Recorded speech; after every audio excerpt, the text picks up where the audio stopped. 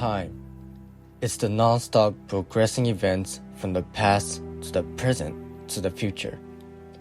In our physical world, time seems to be moving forward, irreversible, and can never go backward. But what is time? Is time real? Is time something that physically exists, or is it just in our mind? Is time a subjective perception that was made artificially? From the philosophical point of view, time can be mainly divided into two categories called Presentism and Eternalism. Presentism. It is the theory that only the present moment exists. The only moment that physically exists is now in the present. The past is a memory and future is a prediction. Except for the present moment, everything is an illusion.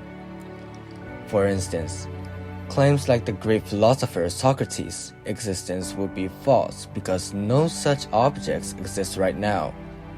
The same thing can be said to the future as well. Colonization on Mars in 2050 will be false because no such events exist right now and we cannot tell what it will happen in the future.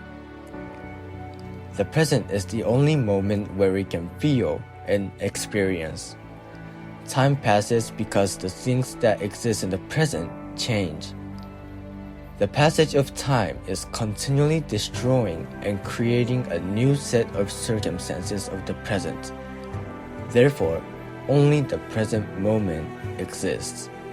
This is presentism. However, an English philosopher, J.M.C. McTaggart, rejected the notion of presentism. If the past was not there, how could the present really be?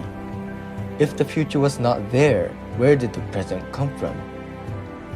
According to J.M.C. McTaggart, the past, the present, the future are all equally real and are more dynamic.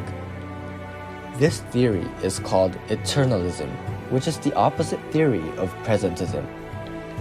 As an example, Socrates' existence has the property of pastness, whereas human settlement on Mars has the property of futurity. Time passes as it flows from the future into the present and present into the past. It is an entire temporal snapshot.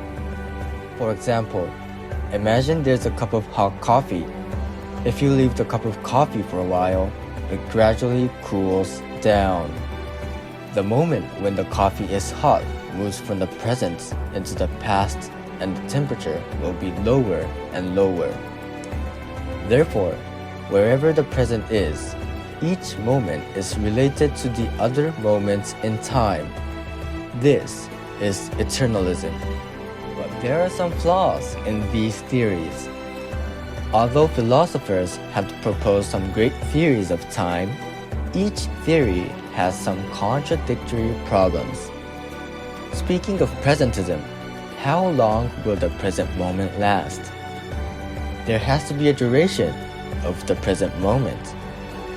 If the duration of the present is unexplainable, how is presentism true? The same thing can be said to eternalism. Even if eternalism is true, what sets the present moment apart from the past and the future? If there's no distinction between the past, present, and future, well, how is eternalism true? Moreover, if eternalism is true and the future is there, does this mean that all future events are determined?